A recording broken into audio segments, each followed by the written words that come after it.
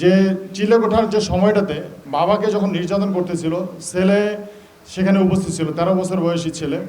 মূল সাসপেক্ট যে বিল্লাল, সে একসময় এখানে কল্যাণপুরের বস্তিতে থাকে, এই সিএনজি চালাতো বা অটো রিক্সা চালাতো, পাশাপাশি ছোট ধরনের বিভিন্ন ধরনের ব্যবসার কাজে জড়িত ছিল। সবুজবাগে বাসায় ফিরছিলেন, পথিমধ্যে কল্যাণপুরে পানির কেনার জন্য তিনি দাঁড়ান। পানি কেনা শেষে তিনি মোটরসাইকেল স্টার্ট দিতেই 5-6 জন একটি গ্রুপ এসে তাকে দেশীয় অস্ত্রের মুখে জিম্মি করে এবং সেখান থেকে দারুসালাম টাওয়ারের পাশে দিয়ে একটি জীর্ণ, একটি পুরাতন একটি ভবনের ছাদে নিয়ে যায়। একটি চিলেকোঠা, যেটি একটি প্রায় পরিত্যক্ত বিল্ডিংয়ের মতো, খুবই জীর্ণ অবস্থা। সেখানে নিয়ে গিয়ে তার কাছে প্রায় প্রথমে 5 লক্ষ টাকা চাঁদা দাবি করে এবং পরবর্তীতে সে সেই টাকাটা দিতে অস্বীকৃতি জানালে তাকে প্রচণ্ড ধরনের শারীরিক নির্যাতন শুরু করে এবং শারীরিক নির্যাতন সহ্য করতে না পেরে সে তার পরিচিত আত্মীয় স্বজন এবং তার খালাতো ভাইয়ের মাধ্যমে প্রায় বিকাশে এবং ব্যাংক অ্যাকাউন্টের মাধ্যমে 50,000-এর অধিক টাকা তাদেরকে প্রদান করে। দেশ জুড়ে যে কোনো কেনাকাটায় 10,000 টাকার বেশি অফার, তাই পেমেন্ট মানেই বিকাশ।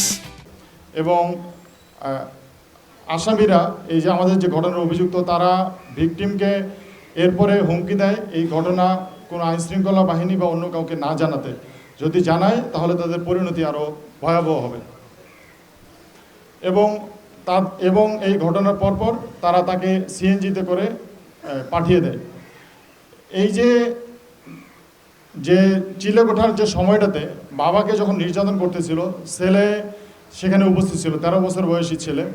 সে প্রচণ্ড ভয় পেয়ে যায় এবং মানসিক একটি ট্রমার মধ্যে পড়ে। পরবর্তীতে বাবা ছেলে দুইজনই মুগদা মেডিকেলে ভর্তি হয় এবং 2 দিন সেখানে চিকিৎসা গ্রহণ করে।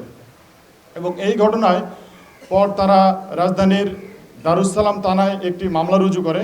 এই মামলা রুজুর পরপরই আমাদের র্যাব-4 আমরা ছায়া তদন্ত শুরু করি এবং প্রচুর পরিমাণে আমরা সিসিটিভি ফুটেজ, বিভিন্ন ধরনের তথ্য প্রযুক্তি, গোয়েন্দা তথ্য সংগ্রহ এবং বিশ্লেষণ করি এবং এক পর্যায়ে আমরা নিশ্চিত হই আসামিদের অবস্থান, যে তারা দারুসালাম সহ রাজধানীর আশেপাশে এলাকায় অবস্থান করতেছে। সেই প্রেক্ষিতে গতকাল আমরা অভিযান পরিচালনা করে রাজধানীর দারুসালাম, সাভার সহ বিভিন্ন এলাকা থেকে 3 জনকে গ্রেপ্তার করি এবং আলামত জব্দ করি। এই যে গ্রেপ্তারকৃত যে আসামিদের, তাদের আমরা সংশ্লিষ্ট যে আমাদের রাজধানীর দারুসালাম থানা, সেখানে আমরা হস্তান্তর করেছি। মামলার যে তদন্তকারী কর্মকর্তা, তিনি পরবর্তী আইনগত ব্যবস্থা গ্রহণ করবেন। এই মামলার যে আমাদের যে এখন পর্যন্ত যে মূল সাসপেক্ট যে বিল্লাল, সে একসময় এখানে কল্যাণপুরের বস্তিতে থাকে। বেশ কয়েক বছর পূর্বে সে গার্মেন্টসে চাকরির সুবাদে সে গাজীপুরে থাকতো। 7 মাস আগে তার চাকরি চলে যাওয়ার পরে সে আবার এই কল্যাণপুর বস্তিতে ফিরে আসে এবং এখানে যে ফয়সাল, তার যেহেতু পুরাতন একটি ভবনে সে থাকতো, এই ফয়সালের সাথে সে একটি চিলেকোঠার এই রুমটাতে বিভিন্ন সময়ে মাদক সেবন করত এবং এখানে পাশাপাশি যে আরও যে কয়েকজন ছিনতাইকারী বা এই রিলেটেড যারা অপরাধের সাথে জড়িত কয়েকজন সাথে তারা মিলিয়ে একটি প্ল্যান করে যে এই ধরনের কর্মকাণ্ড করার।